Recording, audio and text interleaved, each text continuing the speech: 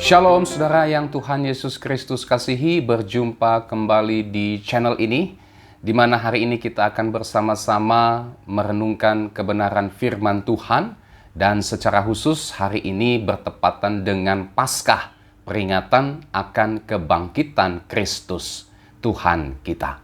Nah, oleh sebab itu sebelum kita akan bersama-sama membaca dan merenungkan firman Tuhan, mari kita berdoa, memohon tuntunan dan bimbingan Roh Kudus. Kita berdoa. Bapa di sorga, kembali kami datang bersyukur kepadamu atas seluruh berkat pemeliharaan Tuhan yang boleh kami rasakan sampai kepada hari ini. Dan kembali kami akan membaca dan merenungkan firman Tuhan secara khusus dalam peringatan kebangkitan Tuhan kami Yesus Kristus. Kiranya firman Tuhan pada hari ini dapat memberkati kami semua. Dalam nama Tuhan Yesus kami berdoa, haleluya, amin. Bagian firman Tuhan yang menjadi bacaan dan renungan kita pada hari ini terambil dari Injil Yohanes pasal 20 ayat 1 sampai dengan ayat 18. Mari kita membaca bagian firman Tuhan ini. Pada hari pertama minggu itu, pagi-pagi benar ketika hari masih gelap, pergilah Maria Magdalena ke kubur itu, dan ia melihat bahwa batu telah diambil dari kubur.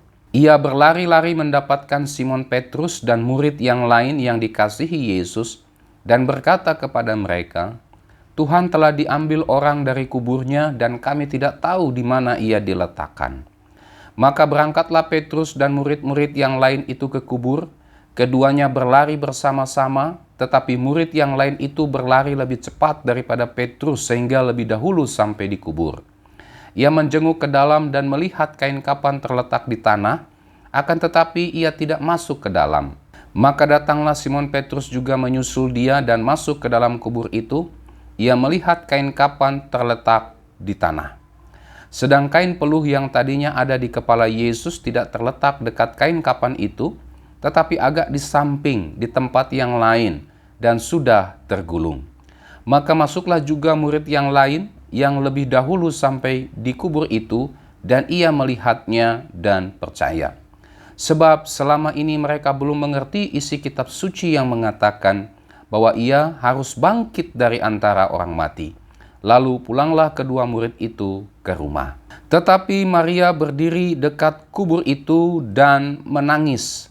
Sambil menangis, ia menjenguk ke dalam kubur itu, dan tampaklah olehnya dua orang malaikat berpakaian putih, yang seorang duduk di sebelah kepala dan yang lain di sebelah kaki di tempat mayat Yesus terbaring. Kata malaikat-malaikat itu kepadanya, "Ibu, mengapa engkau menangis?" Jawab Maria kepada mereka, "Tuhanku telah diambil orang dan aku tidak tahu di mana ia diletakkan." Sesudah berkata demikian, ia menoleh ke belakang dan melihat Yesus berdiri di situ, tetapi ia tidak tahu bahwa itu adalah Yesus. Kata Yesus kepadanya, "Ibu, mengapa engkau menangis? Siapakah yang kau cari?" Maria menyangka orang itu adalah penunggu taman, lalu berkata kepadanya, "Tuan, jikalau Tuan yang mengambil dia, katakanlah kepadaku di mana Tuan meletakkan dia, supaya aku dapat mengambilnya." Kata Yesus kepadanya, "Maria." Maria berpaling dan berkata kepadanya dalam bahasa Ibrani, "Rabuni," artinya guru. Kata Yesus kepadanya, "Janganlah engkau memegang aku, sebab aku belum pergi kepada Bapa, tetapi pergilah kepada saudara-saudaraku, dan katakanlah kepada mereka bahwa sekarang aku akan pergi kepada Bapakku dan Bapamu, kepada Allahku dan Allahmu." Maria Magdalena pergi dan berkata kepada murid-murid, "Aku telah melihat Tuhan," dan juga bahwa Dia yang mengatakan hal-hal itu kepadanya. Demikian saudara, bagian firman Tuhan yang menjadi renungan kita pada hari ini. Firman Tuhan hari ini temanya adalah kebangkitan Yesus Kristus. Saudara, dalam peringatan kebangkitan Tuhan Yesus Kristus, hari ini kita akan bersama-sama melihat beberapa kebenaran dari kebangkitan Tuhan Yesus Kristus berdasarkan Injil Yohanes 20 ayat 1 sampai dengan ayatnya yang ke-18. Nah, yang pertama, Kebenaran pertama yang kita bisa lihat berdasarkan Yohanes 20 ayat 1-18 tentang kebangkitan Yesus Kristus adalah Yesus Kristus benar-benar bangkit dan hidup. Saudara, Tuhan Yesus Kristus tidak hanya mati, tetapi dia juga bangkit sesuai dengan apa yang dikatakannya. Ya, sebelum Yesus mengalami kematian di atas kayu salib, bahkan sebelum kebangkitannya pun, dia pernah mengatakan, dia pernah menubuatkan bahwa dia tidak hanya mati, tetapi juga akan bangkit pada hari yang ketiga. Jadi jelas bukan hanya kematian Yesus saja yang dinubuatkan, tetapi juga kebangkitannya. Dan itu semua digenapi. Batu besar yang terguling dari depan kubur Yesus yang kosong, kain kafan tanpa jenazah Yesus, kesaksian 2 orang malaikat, bahkan perjumpaan pribadi Maria Magdalena dengan Kristus yang bangkit dan hidup. Ini menunjukkan bahwa Yesus Kristus benar-benar telah bangkit dari kematian. Ya, ia hidup dan tidak mati lagi. Kebangkitan Kristus ini kemudian disaksikan juga oleh seluruh murid Yesus, bahkan disaksikan oleh lebih dari 500 saudara sekaligus. 1 Korintus 15 ayatnya yang ke-6. Nah, saudara, semua itu menunjukkan bahwa kebangkitan Kristus itu bukanlah dongeng, ya, bukan sebuah mitos, bukan pula sebuah halusinasi dari para murid, tetapi benar-benar terjadi, betul-betul terjadi dalam sejarah kehidupan manusia, benar-benar ada dalam sejarah manusia. Kenapa? Karena kebangkitannya tersebut disaksikan oleh banyak orang. Yesus yang bangkit dan hidup itu, dia telah menampakkan dirinya kepada para rasul, kepada para perempuan-perempuan yang beriman kepada Yesus, dan kepada murid-murid Tuhan yang lainnya. Nah, saudara, sebagai orang yang beriman kepada Yesus Kristus, kita pun juga meyakini bahwa Kristus benar-benar bangkit dan hidup. Meskipun memang kita tidak melihat kebangkitan Kristus seperti yang dialami oleh murid-murid Yesus dan orang-orang percaya pada masa kehidupan Yesus, tetapi kita percaya bahwa Yesus Kristus benar-benar bangkit karena Alkitab yang adalah firman Tuhan mengajarkannya kepada kita, dan juga karena kita telah merasakan Kristus yang bangkit itu mengubah kehidupan kita.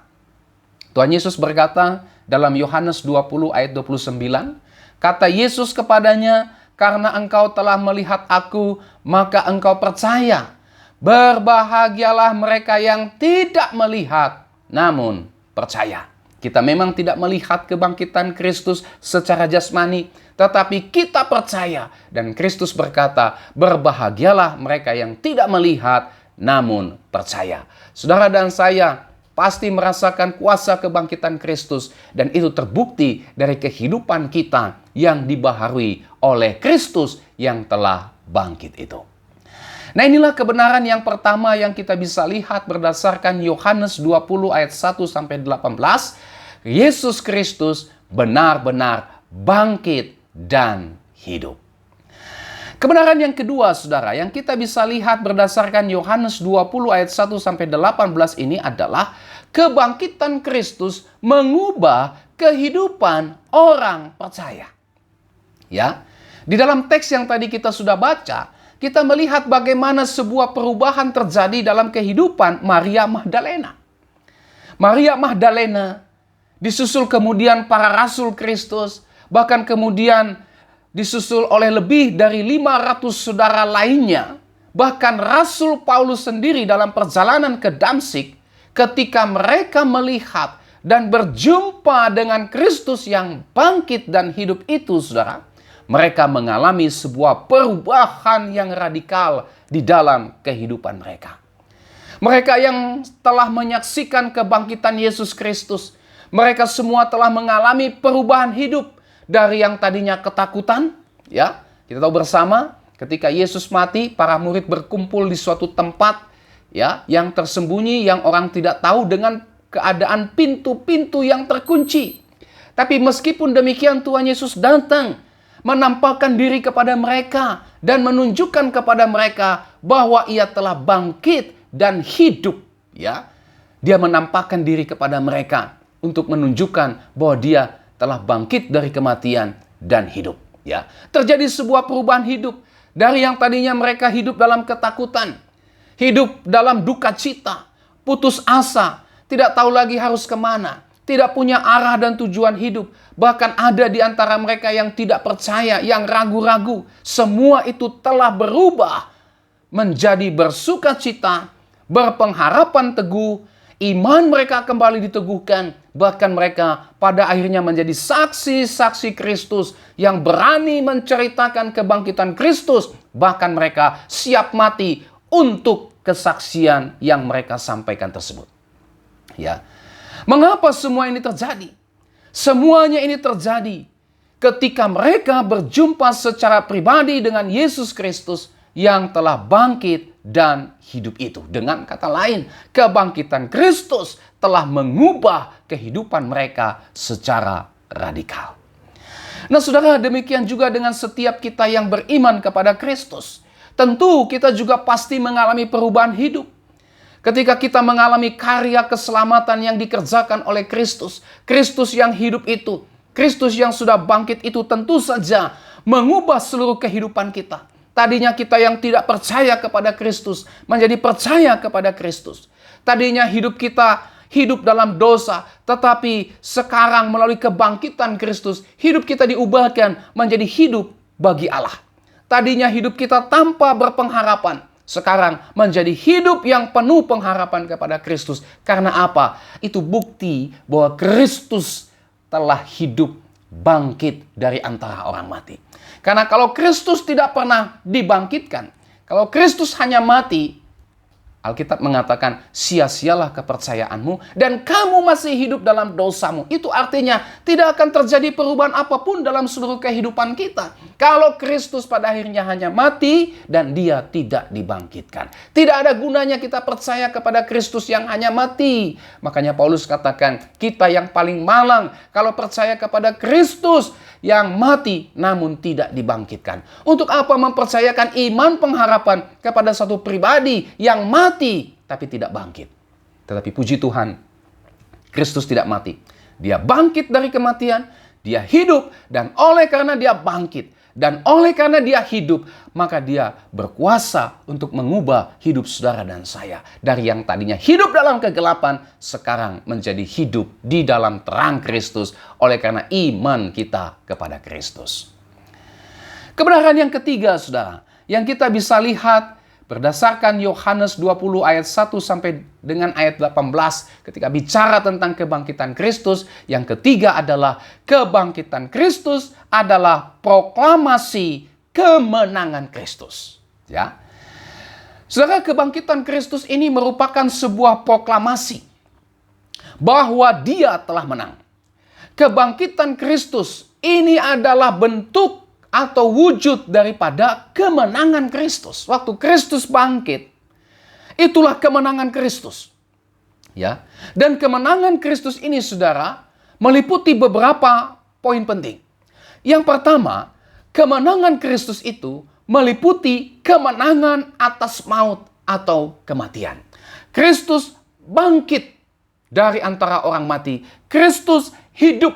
Itu membuktikan bahwa Kristus menang atas maut, Kristus menang atas kematian. Kristus memang mati akibat menanggung dosa-dosa kita. Tetapi dia tidak hanya mati, dia bangkit dan hidup.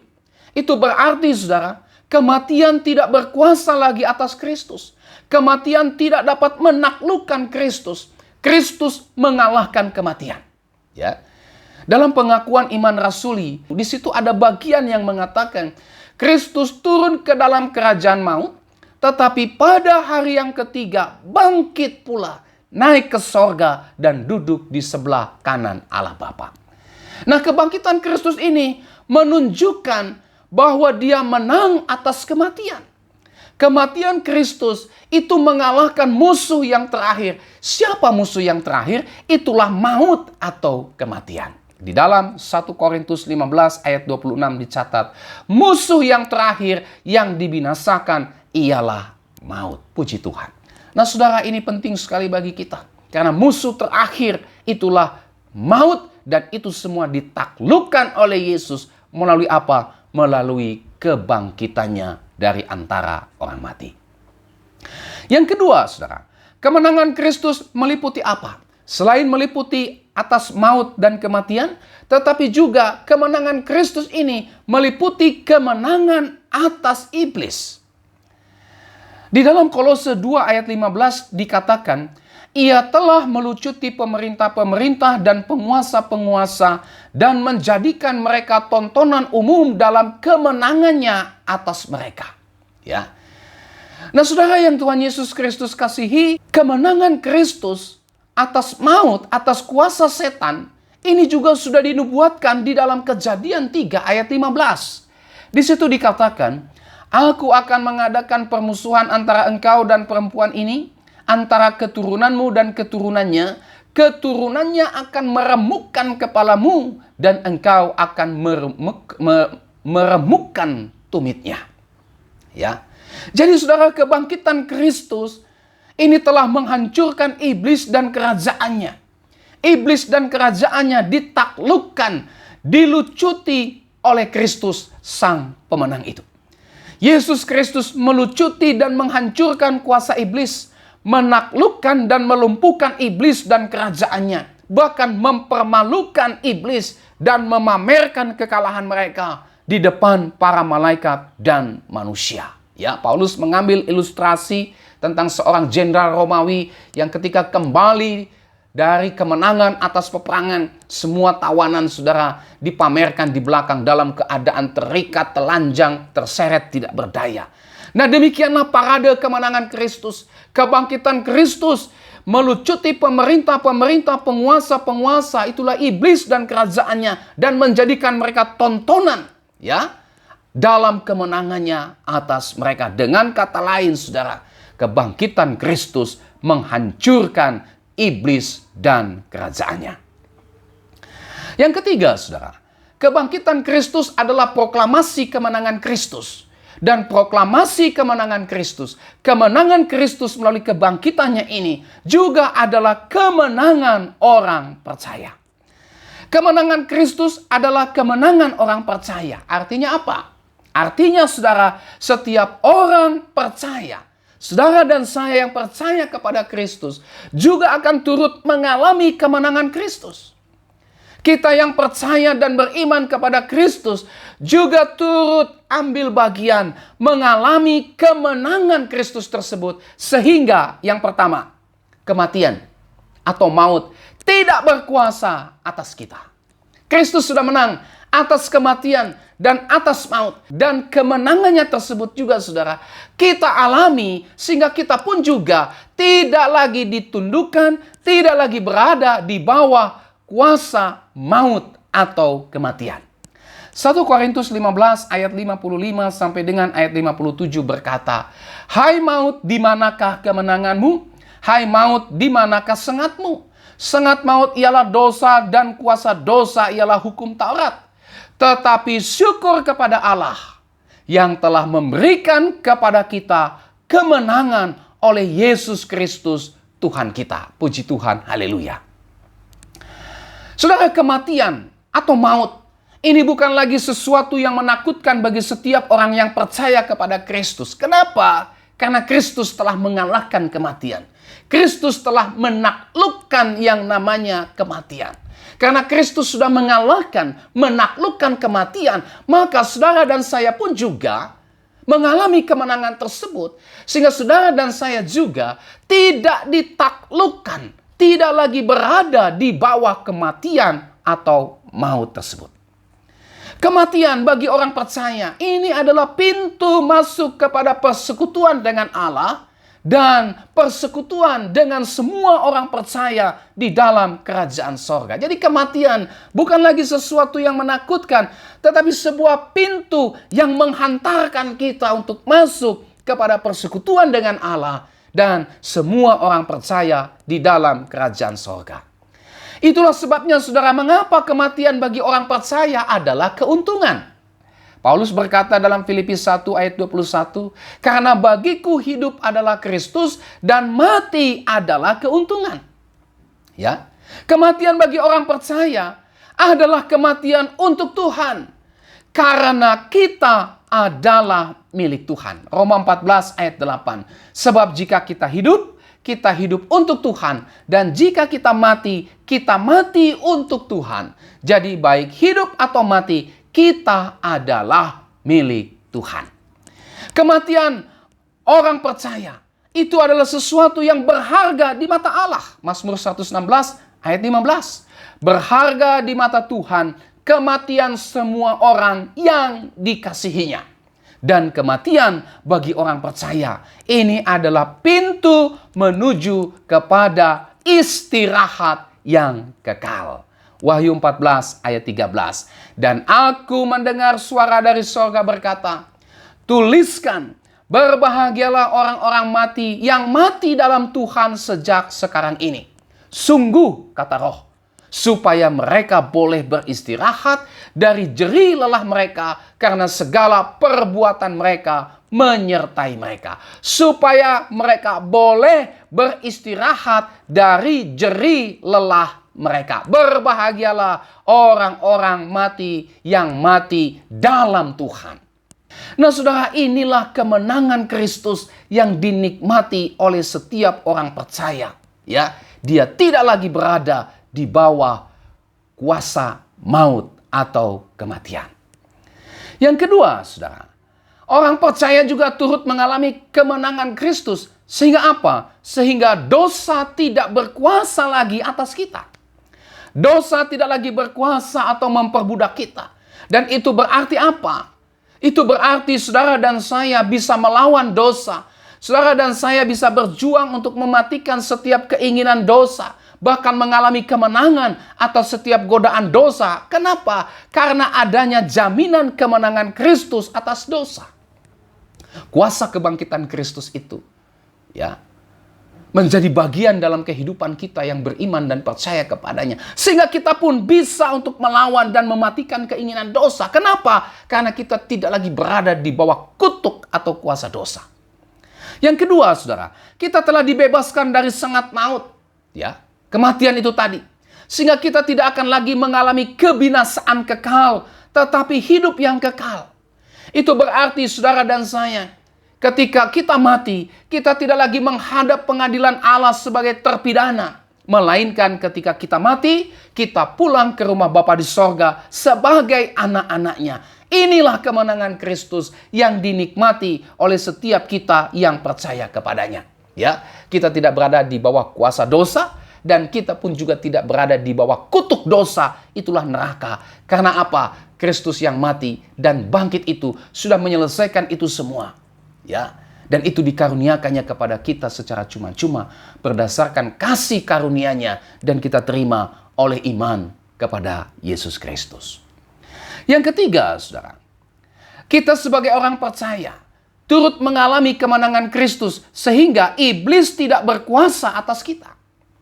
Ya, kita diberi kuasa kemenangan Kristus untuk menolak dan mengalahkan setiap godaan dan tipu muslihat iblis. Ya. Kita tidak lagi tunduk kepada kuasa iblis. Kenapa? Karena kebangkitan Kristus tadi sudah menghancurkan iblis dan kerajaannya. Kita diberi kuasa. Kuasa untuk apa? Untuk menolak, untuk mengalahkan setiap godaan dan tipu muslihat iblis. Bahkan ketika kita menginjili, memberitakan Injil, kita diberi kuasa, kita diberi kemenangan untuk mengusir iblis dan menghancurkan kuasa iblis. Nah, inilah kemenangan Kristus yang dinikmati oleh setiap kita yang percaya kepadanya. Yang keempat, saudara, kemenangan Kristus juga turut kita alami sebagai orang percaya sehingga pergumulan hidup tidak berkuasa atas kita.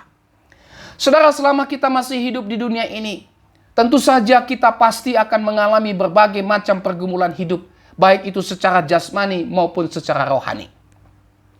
Tetapi Kristus yang bangkit dan yang hidup itu dan yang telah menang itu atas segala sesuatu.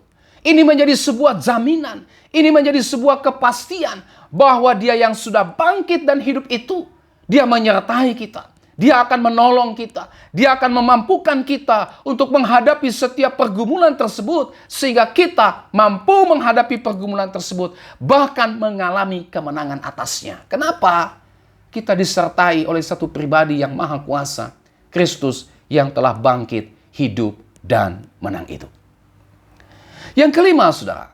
Kematian Yesus Kristus juga turut kita alami sebagai orang percaya. Sehingga kita bisa berdiri teguh dalam iman dan giat dalam pekerjaan Tuhan.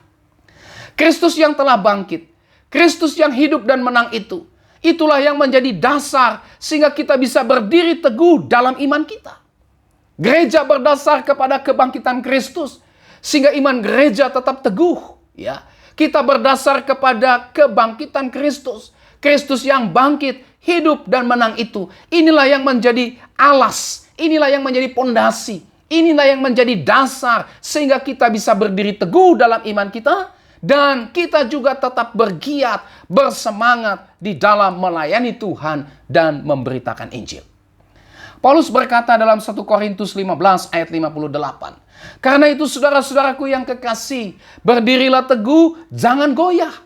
Dan giatlah selalu dalam pekerjaan Tuhan. Sebab kamu tahu bahwa dalam persekutuan dengan Tuhan, jerih payahmu tidak sia-sia. Karena itu saudara-saudaraku. Karena apa? Karena Kristus tidak mati. Dia bangkit, hidup dan menang. Oleh sebab itu berdiri teguh. Engkau tidak sendirian. Engkau disertai oleh pribadi yang hidup. Engkau tidak akan pernah kesepian. Karena Kristus yang bangkit dan hidup itu hadir menyertai engkau. Oleh sebab itu berdiri teguh.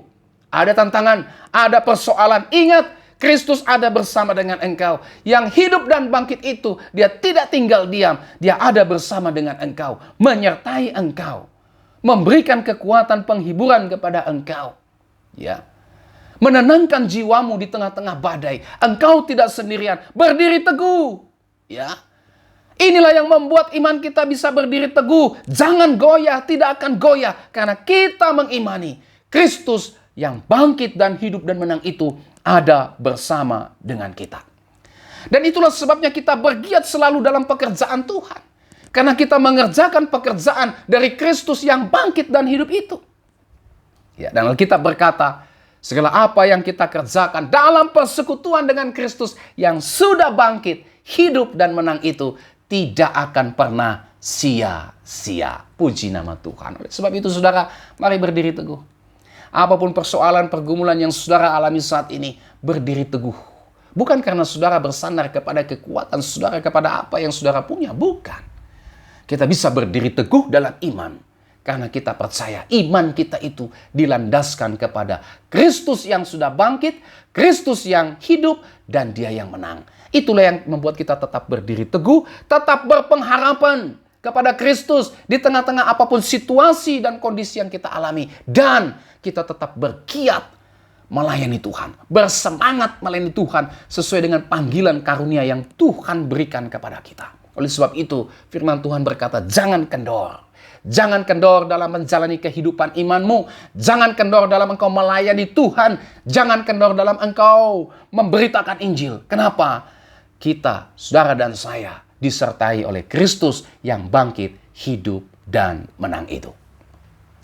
Nah saudara yang Tuhan Yesus Kristus kasihi, inilah seluruh kebenaran yang bisa kita lihat dari kebangkitan Kristus. Kebangkitan Kristus telah membawa dampak yang sangat luar biasa bagi kehidupan kita yang percaya kepadanya.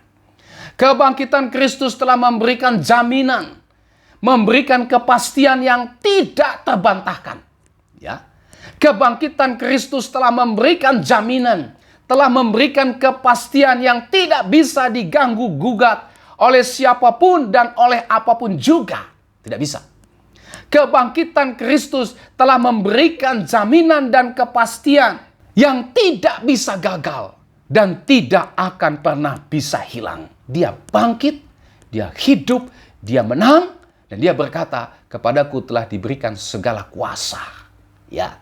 Sehingga tidak ada kuasa apapun yang melebihi kuasa Yesus. Dia berkuasa atas segala sesuatu. Sehingga kebangkitan Kristus itu memberikan jaminan kepastian kepada kehidupan kita. Dan jaminan kepastian itu tidak bisa gagal, tidak bisa hilang, tidak bisa diganggu-gugat oleh siapapun dan oleh apapun. Sehingga dengan demikian saudara, tidak ada yang bisa memisahkan kita dari kasih Kristus yang telah bangkit hidup dan menang itu. Kenapa? Karena Kristus sendiri yang mengerjakannya bagi kita. Roma pasal 8 ayat 31 sampai 39 berkata, sebab itu apakah yang akan kita katakan tentang semuanya itu? Jika Allah di pihak kita, siapakah yang akan melawan kita? Ia yang tidak menyayangkan anaknya sendiri, tetapi yang menyerahkannya bagi kita semua. Bagaimanakah mungkin ia tidak mengaruniakan segala sesuatu kepada kita bersama-sama dengan dia? Siapakah yang akan menggugat orang-orang pilihan Allah? Allah yang membenarkan mereka. Siapakah yang akan menghukum mereka? Kristus Yesus yang telah mati, bahkan lebih lagi yang telah bangkit, yang duduk di sebelah kanan Allah, yang malah menjadi pembela bagi kita. Siapakah yang akan memisahkan kita dari kasih Kristus? Penindasan, atau kesesakan, atau penganiayaan, atau kelaparan, atau ketelanjangan, atau bahaya, atau pedang? Seperti ada tertulis, oleh karena engkau kami ada dalam bahaya maut sepanjang hari. Kami telah dianggap sebagai domba-domba sembelihan. Tetapi dalam semuanya itu, kita lebih daripada orang-orang yang menang oleh Dia yang telah mengasihi kita. Sebab aku yakin bahwa baik maut maupun hidup, baik malaikat-malaikat maupun pemerintah-pemerintah, baik yang ada sekarang maupun yang akan datang, atau kuasa-kuasa, baik yang di atas ataupun yang di bawah, ataupun sesuatu makhluk lain, tidak akan dapat memisahkan kita dari kasih Allah yang ada dalam Kristus Yesus Tuhan kita. Haleluya, puji nama Tuhan. Oleh sebab itu saudara, mari kita menjalani kehidupan kita bersama dengan Kristus yang telah bangkit dan yang hidup dan yang telah memberikan jaminan dan kepastian yang bersifat kekal. Apapun pergumulan yang saudara alami saat ini, ingat, Kristus bangkit, Kristus hidup. Dia ada bersama dengan saudara. Dia tahu kondisi saudara. Dia tahu keberadaan saudara. Dan dia tidak akan membiarkan saudara menghadapi pergumulan dengan kekuatan saudara sendiri. Mari kita percaya kepadanya dan menggantungkan seluruh kehidupan kita kepada Kristus yang telah bangkit, hidup, dan menang itu. Tuhan Yesus memberkati kita dengan firman-Nya. Mari kita berdoa. Terima kasih Tuhan untuk firman Tuhan yang luar biasa. Kembali kami memperingati peristiwa kebangkitan Kristus. Engkau bangkit dan itu bukan sebuah dongeng. Itu bukan sebuah mitos. Itu bukan sebuah halusinasi dari para murid. Tapi engkau benar-benar bangkit dalam sejarah manusia ini Tuhan.